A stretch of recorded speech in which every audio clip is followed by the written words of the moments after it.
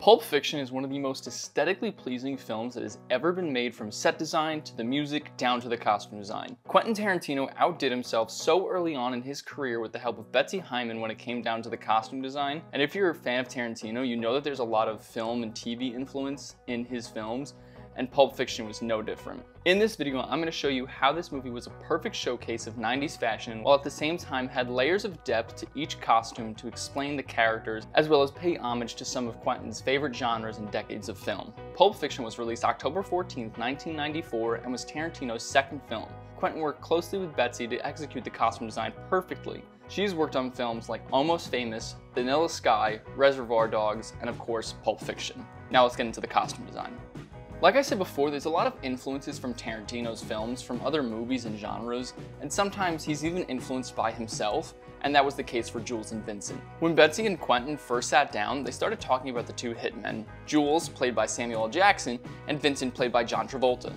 She believed that these two men were Reservoir Dogs, and if you're unaware, Reservoir Dogs was Tarantino's first film. That film is about a bank robbery gone wrong where all 6 men wore black suits.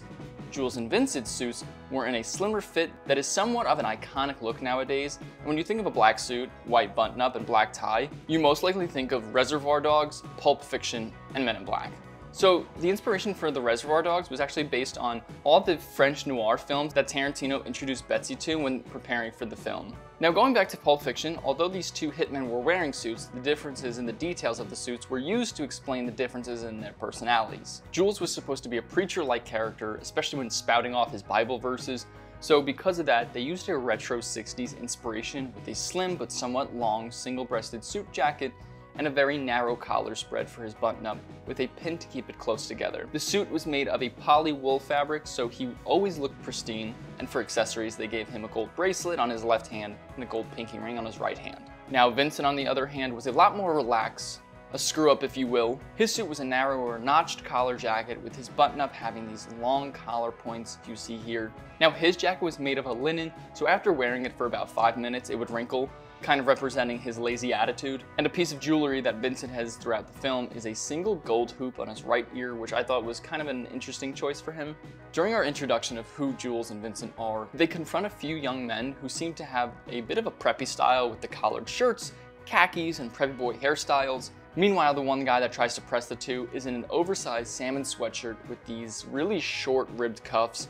I love the 90s baggy crew neck, and I think I might actually have the same sweatshirt, just in the green colorway. So when I first watched the movie, I noticed that it looked like they thought about every single piece of clothing, but made sure that it looked natural, and you could tell that throughout the film. Everything looks thought out, but wasn't forced. Quentin's a mastermind at weaving his story together and getting his plot to thicken, which is where Lance, Jody, and Trudy come into play. Betsy explained that when working on a film, she treats her characters as real people and asks herself, who are you, what do you do for a living, and what might you wear? Lance is a heroin dealer that gives Vincent the latest and greatest, and because of that, Lance works out of his house. So Quentin and Betsy had the idea that he wouldn't really need to get dressed. Lance is just seen in a pair of boxers, a flannel tied around his waist, a dirty mint green bathrobe, and most notably a vintage Speed Racer tee. Regarding the flannel shirt, a theme that we'll see throughout the film is flannel to match with that 90s fashion. And I know it looks like they picked up that bathrobe on the side of the road, but according to Betsy, it took forever to get the right color and involved a lot of rounds of dyeing and cycles in her dryer. Then we have Lance's wife, Jody, who is an amalgamation of influences from rock and roll to Western cowboy. Betsy said that a lot of her references for Pulp Fiction was a little bit of rock and roll, a little bit of cowboy. Plus you have Tarantino, who has a huge appreciation for Western flicks, and you definitely see those influences in the film. Jody has a white tank underneath her black fitted vest with piercings throughout her face. My favorite piercing was her dangling dagger earring, and I also love the combination of her tank and fitted vest. I know that cowboys aren't the only people who have vests, but this is where I get that Western influence. With Trudy, we see a representation of 90s grunge rock aesthetic with her frames band tee that she wore with flannel tops. And like Jody, she's got a lot of jewelry, one being the silver cross you see here. One fact about the tee, it's actually from the actor's friend's band that she wanted to wear for the film, and the airline originally lost her luggage with the tee in it, but day of filming she was able to get her luggage and wear that shirt for her scenes. So Vincent has been tasked with taking out his boss Marcellus Wallace's wife, Mia, who's played by Uma Thurman, while he's out of town. This time we see Vincent even more casual than before with his leather notched collar jacket, a bolo tie instead of a traditional tie, a pair of old-fashioned polyester Levi's in this slim straight fit, and a pair of black monk strap shoes. Betsy found both the bolo tie and Levi's at Kenny's Western Wear shop, which is no longer in existence, but was an old-time Western shop way deep in the valley. To finish off his look, he has a round case steel wristwatch with a black dial and black leather strap. You can see the cowboy influence in Vincent's second outfit, and Betsy was intentional about that because he's daring to take out the boss's wife, and to her, that's a real cowboy move. It is not a date. Yeah, we know Vincent. He's also seen with this oversized vintage garbadine trench coat from the 50s, and although the image of the Old West duster fits with Vincent's cowboy persona, it was actually meant for Mia. Betsy loved how oversized it looked on her, but needed to figure out a way of why she would be wearing it, and that's where Vincent came in. In Betsy's eyes, Mia Wallace is a female Reservoir Dog, both in spirit and her look. She wears a white button-up that is actually a custom piece made by Betsy's team, with a long pointed collar and pointed French cuffs with black cufflinks. Her shirt is cinched in at the sides and was given a pointed hem at the front, and the slim cut around her chest and torso gives a slight flare out over the waist, creating this gorgeous hourglass silhouette. Meanwhile, the body is very elongated on her. Underneath her button-up is this black bandana printed bustier that we get to see when Vincent stabs her with a shot of adrenaline. I really like how they had her printed bustier match Vincent's bolo tie because it kept with the influence of cowboys and intertwined these two characters. It's not a date. It's definitely not a date. Alright, Vincent, we know. On bottom, she has a pair of cropped flared pants, which wasn't originally envisioned for Mia. They tried to get regular length pants for her, but since she's so tall, it was hard to find pants that were actually long enough. And because of this, Betsy decided to crop them even more. At the time, cropped pants weren't in, but the film actually helped popularize them again. On feet, she's wearing a pair of gold Chanel slippers that are taken off during the dance competition, which these were actually given to Betsy by Chanel. She also wears this velvet coat from Agnes B, and I really like how they layered the shirt with the jacket to be very 70s, with the shirt collar being on the outside of the collar jacket. Last but not least, how could you forget the classic jet black bob that she had, which is so iconic still to this day. I love Mia's look so much, it's extremely iconic, and the way they elevated a white button-up to give it more life and detail was brilliant. I also appreciate the way Betsy tied in the cowboy influences into both of their wardrobes. Another thread that's being pulled in this film is the story of Butch and Marcellus. Butch, played by Bruce Willis, is a boxer that's being paid by Marcellus, played by Ving Rhames, to go down in the 5th round of his next fight. Butch takes the money but doesn't go down and instead wins and tries to hop on a train to get out of Dodge, but because of a certain piece of jewelry, that doesn't happen so smoothly. Butch wears a yellow silk robe before his fight, a color that Quentin has been known to use as a statement piece for a lot of his characters, like in Kill Bill, Once Upon a Time in Hollywood, and obviously Pulp Fiction. Right after the fight, he gets in a cab with the cab driver wearing a red and black floral dress, which was a nod to a woman in a film that Quentin once watched. There is always a reason for everything Quentin does. Butch then wears a tan pigskin suede bomber jacket lined in gold silk. The jacket follows the late 80s, early 90s cut that has this billowing effect at the sleeve cuffs and bottom ribbing, and is semi-oversized with a zipper front with its long leather pull tab. The jacket is from the famous brand Schatz, who have been making jackets since World War II. His tees are some of my favorite fitting t-shirts, and that's due to the slim cut and the sleeves being very short, and it all just hugs him perfectly. He has one in a white and a marled heather gray, plus a black one Bruce Willis was actually seen wearing during the promo for the film.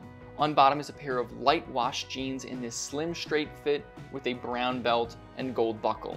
Now, although there is a red tab on the back pocket, it's quite deceiving. The placement looks totally wrong with the tab being on the actual pocket, therefore I don't think these are Levi's, but I could be wrong. On feet, he has a pair of cream high-top Converse shoes, and for jewelry, he has what looks to be an 8-ball chain, and then the piece that made him stay in LA a little too long.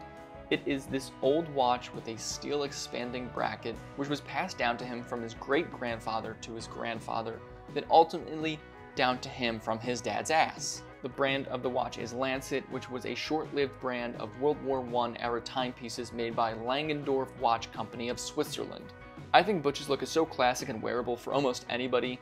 The simplicity of it made it timeless, meanwhile the choice of fit for each garment was perfect and great looking.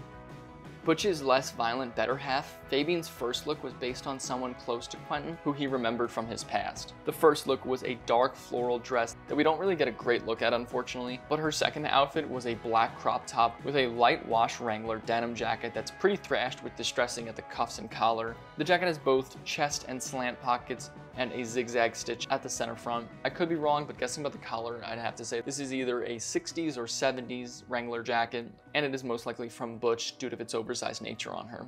On bottom, she has these white wide leg flowing pants with an all-over print of colorful butterflies, which is representing her warm and positive disposition. Now the other half of the enemies turned friends is Marcellus, who is wearing an orange chef-style button-up with some dropped shoulders under a brownish tan suit with his suit jacket hitting just past his hips. Something I noticed, a lot of suit jackets during the 90s were a lot more relaxed and long, and even though Marcellus's is somewhat tailored, it's still pretty long, which I personally like. I actually have a jacket that is about the same length, and I love to layer with it or just use it as a coat itself. Besides the suit, we see Marcellus in circular black glasses with a mustard turtleneck and black pants, and then he has this look of a black turtleneck with these navy and yellow polka dot suspenders. And how could I forget to mention those gold hoops he's seen wearing, another staple piece that I frequently see from the 90s. I really liked the intricacy and the fit of the button-up, as well as the choice of suspenders and a turtleneck. I feel like Marcellus is actually slept on when it comes to the fashion of Pulp Fiction, and that's such a shame. Before I move on, I want to mention the man that led these two unlikely characters to work together, the pawn shop owner with his light blue jeans and a red, white, and blue flannel shirt rolled up to be short-sleeved. Another classic 90s reference that we love to see, but we don't love the man. Bad man. Now, because of a slip of the finger, Jules and Vincent have to go to Jules's friend Jimmy's house, who's none too pleased at what is brought to his home. Jimmy, who is played by Quentin Tarantino himself, wore a red patterned robe which was picked up by Betsy at a thrift store. She happened to see the robe and knew she had to pick it up, and Quentin loved it enough that they both wanted to use it for the film. Underneath the robe is a white graphic tee with the logo of the Orbitz paper, which was the company that gave Tarantino one of his first major interviews during the Reservoir Dogs era, and even gave him the cover of the Orbit issue. On bottom, he just has a pair of printed pajama pants. Because of Vincent's happy trigger finger, the two of these men have to borrow Jimmy's clothes. Vincent wears a UC Santa Cruz Slugs tee with a pair of blue running shorts. Yet again, another reference to the 90s is the running shorts that were seen a lot during that time. For the tee, both Quentin and Betsy had a connection to UC Santa Cruz, which is why they decided to throw that graphic into the film. For Jules, on the other hand, he wears a light blue Crazy Cats tee, which was a comic strip that ran from the 1910s to the 1940s, and that shirt is paired with these multicolored wide leg shorts. As said by Jimmy, these guys look like a pair of dorks, and maybe that's the case for these two gentlemen, but I've definitely seen this look the past couple summers, and when it's done right, it looks great. Personally, I like Jules's shorts more, both in overall fit and color, and then Vincent's shirt for overall fit. But hey, I mean, I guess these guys could have looked worse. After dropping off the car to be disposed of, Mr. Wolf, who's been helping the two, comes out with Raquel, who's wearing a flannel that actually belongs to Quentin from when he was in high school. She also wears a light wash pair of jeans, a black and silver Western belt, and some black boots. To me, this is a perfect combination of 90s fashion and Western wear, and I love to see it. Now we've finally come full circle in the movie and are back at the diner where the film first started, with the somewhat modern day version of Bonnie and Clyde, Yolanda and Ringo. Yolanda is wearing an A-line frock dress with these 3/4 sleeves and button front in a lavender purple colorway. The dress is either from the 80s or 90s and was picked up at some thrift store in the Valley. For an accessory, she's wearing this dual chain silver necklace that has 2 different chains and a cowboy pendant. I love the different chains they used on the necklace to give it more depth, and obviously I'm a sucker for that cowboy boot. Regarding Yolanda, Betsy said that she felt like she should have something that she could have gotten from the thrift store because a lot of the vibe of this movie is thrift. Now, the dress is in a color that doesn't really call attention, and that's also for a reason. In Betsy's eyes, if she walked into the diner in a bright red dress, everyone would look at her, but this way she's blending into the decor, so when she stands on the table and goes, "Okay everybody," it's so unexpected. For her beloved Ringo, he's wearing a pretty oversized Revere collar button-up with these wide sleeves, and it is in this cropped fit. And then for the detail, it has some pretty deep side slits. His button-up is in a sea foam and indigo colorway with illustrations of people surfing on the breaking waves, and underneath his shirt is just a black washed pocket tee. On bottom, he's wearing these light-washed Levi's with black engineer boots that adds an element of the 50s, with those boots being very similar to the pair that James Dean wore in Rebel Without a Cause. I love those boots, and I'm actually dying for the perfect pair of suede engineer boots for myself. Now, I'm unsure if this button-up was bought somewhere or if it was another custom piece, but I will say I'm obsessed with the unorthodox fit of it. And not only that, but I loved both of their outfits and thought they looked perfect together. They weren't necessarily matching, but they looked like they just went with each other. What makes this movie even more impressive to me is that they didn't even have a lot of money for the costume design. They even had to sell all the clothes from the movie just to get enough money to finish the film, so nothing remains with the cast or crew. It's scattered all across the globe. There's no question that Tarantino has always had an eye for aesthetics, but the fact that Pulp Fiction has transcended film and bled into fashion shows how strong both his and Betsy's eyes were for this film. Every character was thought about, from Butch to Jules and Vincent, down to the taxi driver. There was always a chance to enhance the screen visually, and that's surely what they did. Not only that, but they were also able to pay homage to genres like westerns with the numerous cowboy motifs, and French noir films with the black suits, all while showcasing the best of what the 90s had to offer us. The billowing jackets, longer suit lengths, and the oversized knits were all magnificent and something that is still wearable to this day. Well, that is going to be it for this video. If you liked it, please give it a like, subscribe, comment what outfit was your favorite, and most importantly, please share it with a friend. Follow me on my social media, it's all linked down below. I'm on Instagram, TikTok, Twitter, as well as Substack, where I write articles once in a while. And as always, thanks for watching.